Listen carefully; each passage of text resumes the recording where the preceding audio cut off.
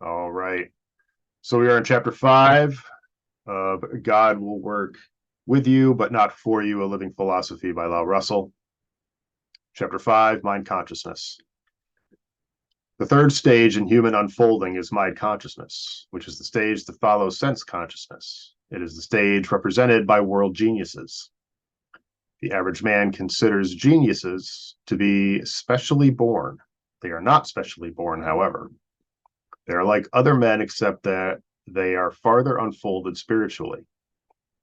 Mind consciousness has always belonged to man since the beginning. The human race does not acquire new qualities. It reveals existent ones as it unfolds. Nothing is ever added to man from without. Whatever man becomes, physically, intellectually, or spiritually, unfolds from within. Even after millions of years of his unfolding, all that appears was in the first cells of his beginning. Nature does not evolve, it eternally unfolds and refolds. All idea is eternally existent. The man idea is a part of the one whole idea of creation. It is complete as idea, IDEA, but its manifestation in time and space is divided into timed recordings in space. Likewise, all knowledge exists in the soul seed of all mankind.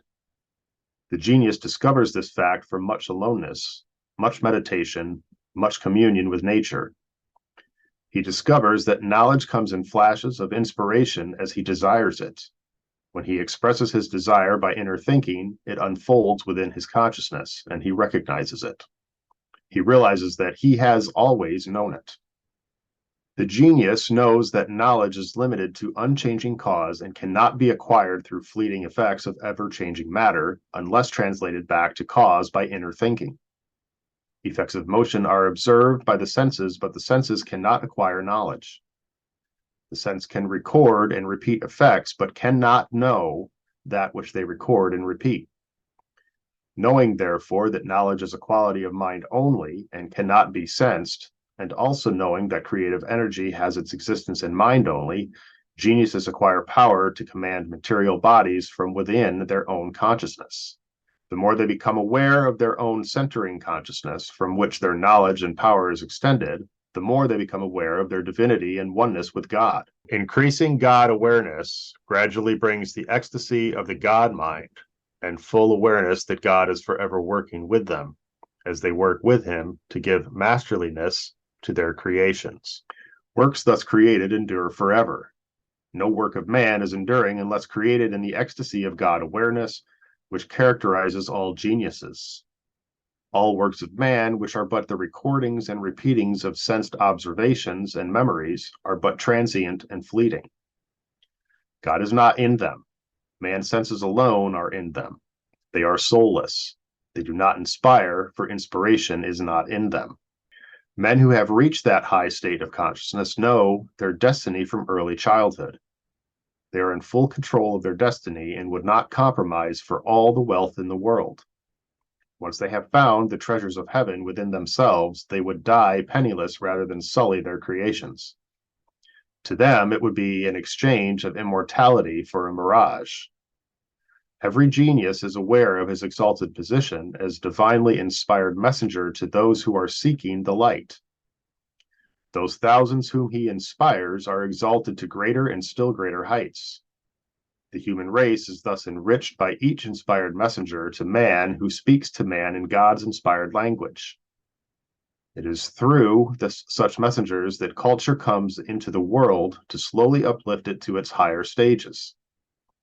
As culture increases in man, his ability to become inspired multiplies. The ascension of any man to great heights is dependent upon his ability to become re-inspired by the inspired messages brought to him by world geniuses. Mind multiplies his power to uplift mankind to higher cultural levels when he is engaged in peaceful pursuits which promote friendliness, when he is engaged in warlike pursuits and unfair business practices which promote enmities. Human progress ceases. It reverses towards decadence. An increasing number of geniuses have come into the world since the beginning of the 14th century. but their number has not exceeded 100 during the 6 centuries of world progress, which so suddenly ended in the year 1914. When the world becomes decadent, it crucifies genius.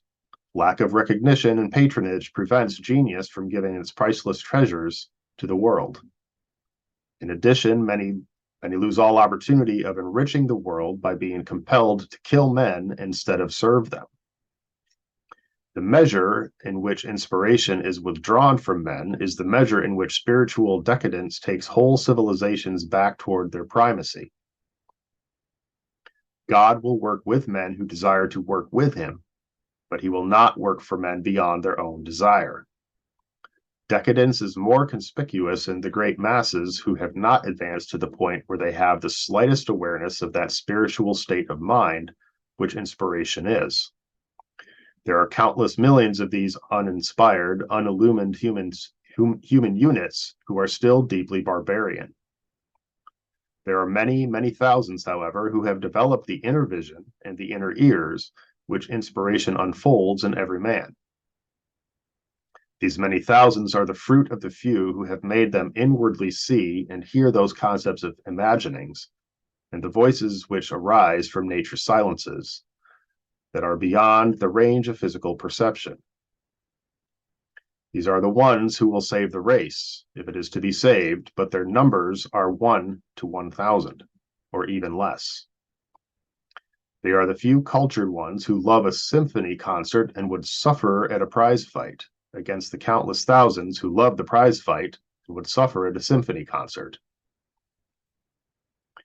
These are the ones who are keeping the Christian spirit alive in the world by leading man in the direction of the kingdom of heaven, which man may find only through inner inspired thinking. Inner thinking men seek aloneness in the forests and far reaches in nature, away from the noises of man's activities.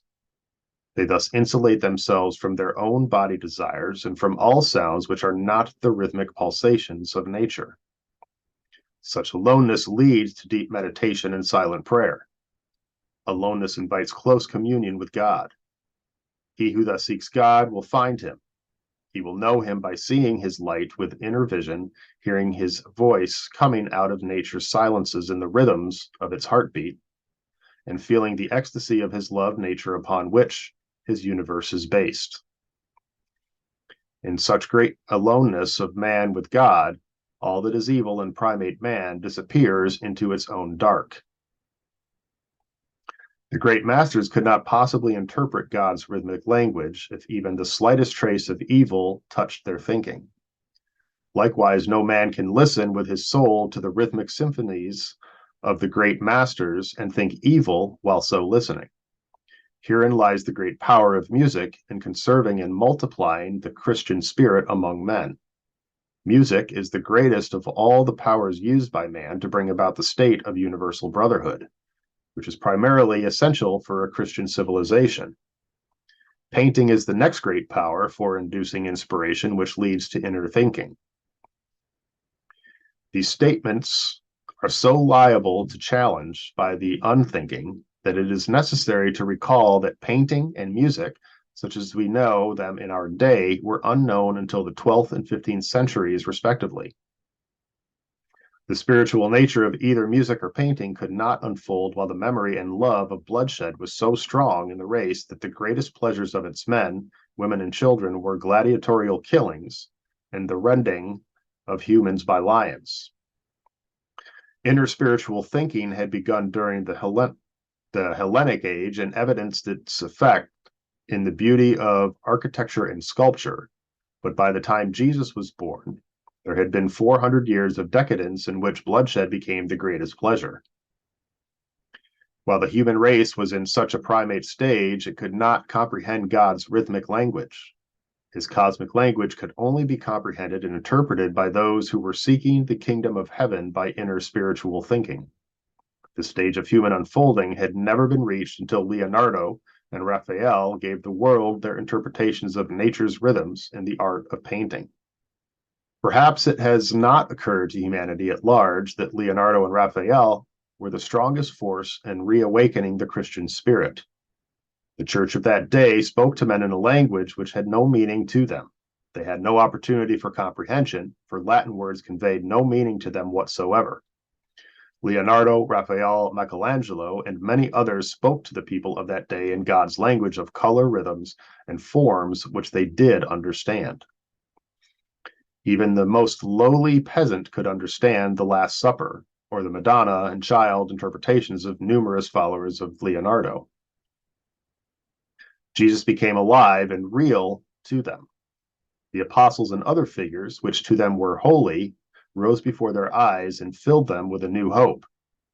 Every home became a religious shrine.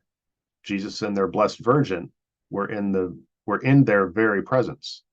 Religious fervor rose to great heights as a reality in those days of seeming hopelessness. Paintings gave reality to their religion. The spirit of man unfolded to some extent, even though religion was more emotional and ritual than worship. Pagan legend and superstition joined their powers with ignorant man's love of the supernatural to retard its growth. Spiritual man grew, however, against even that resistance, for even religious emotionalism led to desire, and desire for closer contact with God led to prayer, and prayer induced inner thinking. The words of the spiritual teachers of that day were full of fear and evil. The spiritual words of the divine messengers who spoke to people in form, color, and electrical rhythms had no fear or evil in them. Fear and evil have no existence in nature. It is impossible to estimate the value of music to the spiritual unfoldment of man. When one realizes that less than 100 men transformed thousands upon thousands of barbarian stage men into the realms of spiritual consciousness, it should help one to realize the value of every genius to the world. One Beethoven or one Leonardo is worth more in material value to mankind than the value of all the gold and real estate in the world. Yet mankind crucifies genius today as he crucified love 2,000 years ago. It is imperative that you more fully understand why there is such an incalculable power in the masterpieces of world geniuses to transform men from sensuality to spirituality. It is equally imperative that you fully understand what is meant by God's language, which you know is inspiration. All down through man's long ages, God has spoken to man. His silent voice spoke to him first as instinct, then as intuition, and then by inspiration. Inspiration is the language of rhythms which the genius has fully understands as other people understand the language of words. The final or ultimate means of communication between man and God is the language of light that comes to Christ-conscious man. Chapter 7, Christ Consciousness, further describes this stage of unfolding. World geniuses who talk to God through inspiration hear only the rhythms of nature. These rhythms are in harmony with the universal heartbeat. They are the 1-2 rhythms of the electric pulsations of God's thinking. They are in tune with every action-reaction of nature. That is what is meant by being in tune with the infinite. There are no unbalanced or split rhythms in spiritual nature, such as those which sensual man makes use of for body excitation. The rhythms and attunement of falling waters, or the whisperings of soft winds in meadows, or the mighty pounding of the surf on seashore sands, are in tune with the inbreathings, outbreathings of this planet, or the beating of every living heart in the universe. These are the rhythms which the great masters interpret to uplift and inspire to spiritual ecstasy. These rhythms make one forget body because they synchronize with body pulsations. For that reason, they do not cause physical sensation. Outer thinkers desire sensual rhythms which do not synchronize with body pulsations. Excitation can come to bodies only by changing the rhythm and tempo of their heartbeat. The moment the tempo of a heartbeat is slowed down in any musical rhythm, it slows down the heartbeat of the listener. That is why a baby goes to sleep when the mother croons a soothing lullaby. The power that music has within its rhythms and tempos to affect life is inconceivable. The rhythms and tempos of the great world geniuses uplift the whole world toward its high heavens and cause those whom it can touch to seek the kingdom of heaven which centers them. Likewise, the discordant and split rhythms that are not in tune with nature and the heartbeat of man multiply the sensations which the purely physical man seeks as entertainment for his body. However, the 1-2-3 balanced rhythm of the waltz focuses attention upon the body by combining both the spiritual and physical emotions. The third beat, which characterizes the waltz, is in perfect balance with the two and creates the desire for happy movement of balanced rhythms, which combine the physical with the spiritual. Beyond that three in musical rhythms, one cannot go without splitting one or all of them. The greater the departure from the balanced rhythms of nature to the syncopated rhythms of man's desire for physical sensation, the greater the possibility of spiritual suppression in favor of physical degradation. The power of music to degrade as well as to uplift is well exemplified in the jazz rhythms and tempos which shriek out their degrading power in raucous sounds that violate nature's rhythms, as the sounds of a busy factory violate its peaceful countryside environment. Sensual men do not appreciate the music which deeply inspires inner thinking men. They have not sufficiently unfolded as yet to understand it. The power of spiritually inspired music is so great, however, that many thousands are gradually being transformed by oft-repeated renditions. Classical records are being distributed by the hundreds of thousands, and their effect is one of the most hopeful signs of the times, as well as being one of the greatest demonstrations of the power of music to transform sensual thinkers to spiritual thinkers. The greatest passion of every genius is to give to all the world treasures of heaven that have been given to him. A Beethoven, Mozart, Leonardo, or Tennyson could not possibly uphold his treasures unto himself. Having become aware of their oneness with their Creator, who gives freely of all he has and without motive, they also must give freely and without motive. The reward motive, which is so characteristic of those who are sense-dominated, does not exist in nature. Giving in nature creates a vacuum that can be filled only by a balanced re-giving. Giving in nature is the first half of every electric cycle. It is an impossibility in nature for one half of an electric cycle to remain uncompleted. It must complete itself. It cannot do otherwise. It must void itself by its own balancing counterpart. No one can give, therefore, without a cosmic certainty of being equally re-given. For that reason, the reward motive in nature is not a part of God's plan. For the same reason, it is very difficult for the genius to live in a material world. He must live, however. He must bargain with those who would buy from him. He must sell that which is his greatest happiness to give. It is against his very nature to be compelled to do that. It sickens his very soul, for he is fully aware that he has been born ahead of his time and is compelled to live always in two worlds. His great recompense, however, is the fact that he can always escape from the outer world of material things and live in his own inner world of the spirit, where he can commune with God to his heart's content and forget all things else, especially his body. Judged by material standards, the genius is an impractical dreamer, a subnormal who lacks the ability to make money as normal folks do. As children, they are usually low in their marks, for the educational plan of this age stultifies genius by educating the brain instead of unfolding the mind.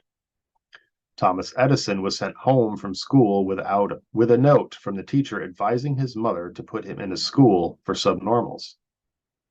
The practice of schools has been to develop a civilization which has learned to remember and repeat instead of unfolding their imaginative faculties by teaching them to think and know. The intelligence test for high scholarship marks is based upon how many questions one can answer. To attain great heights in that respect, one has to have a photographic memory which outward sense thinkers readily develop. It is impossible, however, for anyone to have a photographic mind. That is why a genius is often considered stupid in school. A great many children are utterly ruined by this process. They may really be the brightest children in the school with strong creative abilities that a few years of suppression of their creative faculties ruin the world for world purposes. Information is not knowledge. It is of no importance whatsoever that one should remember the date of Caesar's death or the date of the Battle of Waterloo. One might be able to answer every question in the encyclopedia and yet have no knowledge. A student who received a low intelligence rating because he could not remember the name of the river which flowed into the Caspian Sea and the capital of Finland might be consoled by the probability that Shakespeare or Dickens might also not be able to answer these questions. Under such a memory system, the boys who have the greatest initiative, imagination, and resourcefulness could be judged by the most stupid, while the plotter with a photographic memory and no initiative could be judged by the brightest. Information might be likened to food which will nourish a body when it has been digested and enters the bloodstream. Information can lead to knowledge when digested through reasoning and mind thinking, but as long as it is only brain recording, it is of no value to creative expression. To remember and repeat through experimentation, reasoning, and assembling other brain recordings of observed effects does not constitute knowledge, but indicates cleverness. This highly technical world of many skills is very much more the result of great cleverness in the assembling of observed effects of motion than it is the result of knowledge. When the world begins to acquire knowledge, it will show the effects of it in human relations instead of chemical and metallurgical relations. The human race has not yet acquired sufficient knowledge to know the law which makes it possible for man to live with man, or to know the relation of woman to man. It is too concerned with the application of the many physical laws to the relation of physical matter to give thought to God's one and only law that governs spiritual relations. World desire for knowing what holds the atom together has only an economical and material basis. Such knowledge would be worth untold millions in new machines and comforts for man. That is the basis of world desire for knowledge. It has only a money value. Its spiritual value has not yet entered into human consciousness. For that very reason, God will not let man have that knowledge, and man will never find it while he seeks in the wrong direction. Actually, the answer is right before man's eyes, but he does not recognize it while his eyes have outer vision alone. When inner vision comes through inner thinking, he will then recognize it in all its simplicity. All who have arrived at the cosmic mind state know what holds the atom together, and they do not need cyclotrons to tell them that secret of the invisible universe. Knowledge of cause can never be acquired from motion. It can be acquired only from the source of motion. Empirical knowledge is a term used as a name for the results of sensed observation. Knowledge cannot be gained through the senses, for the senses are unable to see the true picture of any effect of motion whatsoever. No effect in nature is what it seems to be. A three-dimensional objective universe is as much of an illusion as a cinema is an illusion. Truth and reality cannot be deduced from a simulation of truth and reality. This universe of motion is but a cosmic cinema projected upon the screen of space from its light source and thinking mind. Its reality is at its source, and not in the projected image. The most imaginative years of life are between the ages of 3 and 14.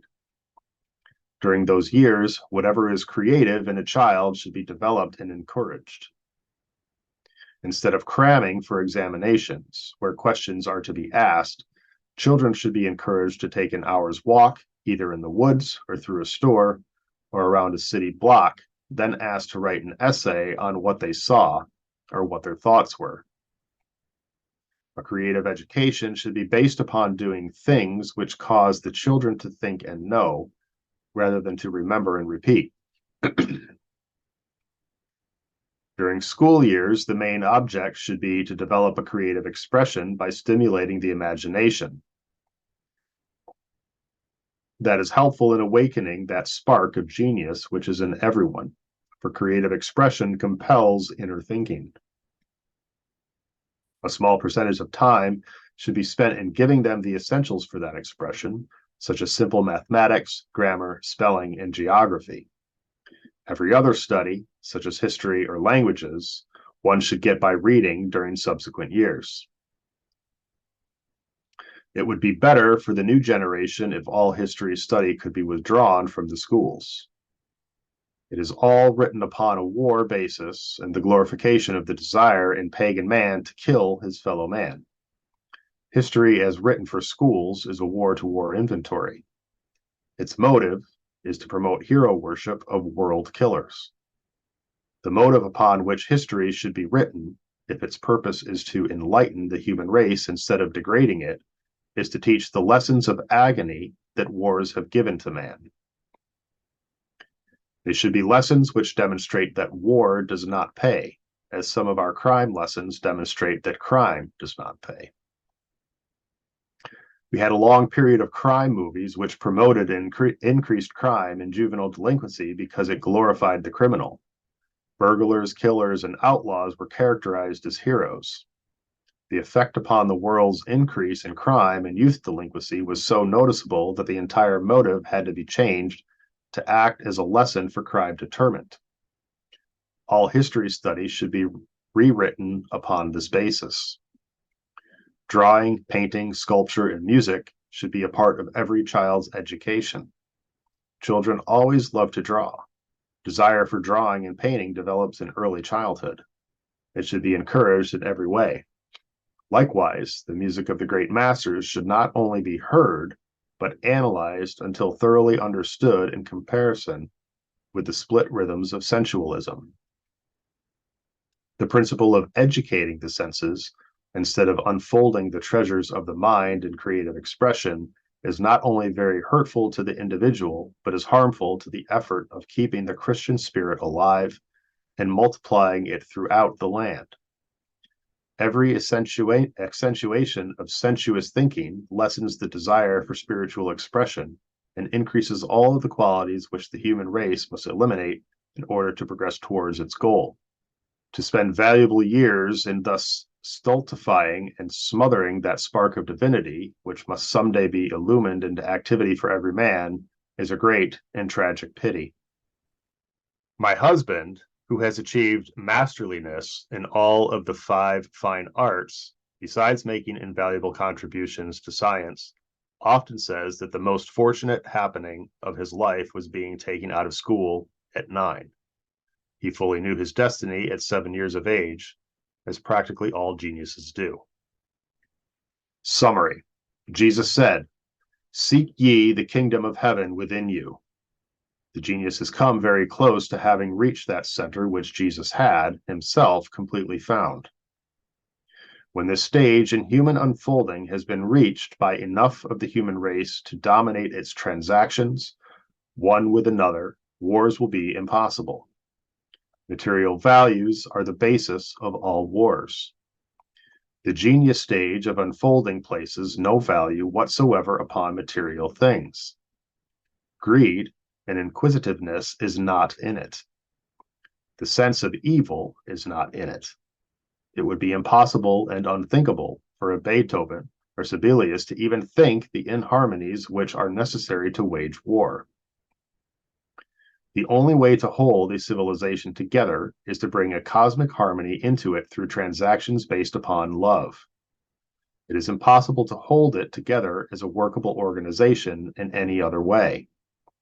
We have now reached the point in this man-made world where hate, suspicion, and greed are sitting at conference tables to bargain with each other. The more they bargain, the greater the necessity for increased armament. Those who sit at the bargaining tables are men, the conquerors and fathers of conquerors. Women, the mothers and peacemakers, are not with their men at the conference tables. There will never be peace on earth and goodwill toward man until fatherhood and motherhood sit together as world fatherhood and motherhood to extend loving service to one another. Such unbalance is a violation of God's one inviolate law, which no earthly power can set aside and survive, as man is now so futilely trying to do. Perhaps it is that women is the only hope of saving this civilization. And that concludes chapter 5.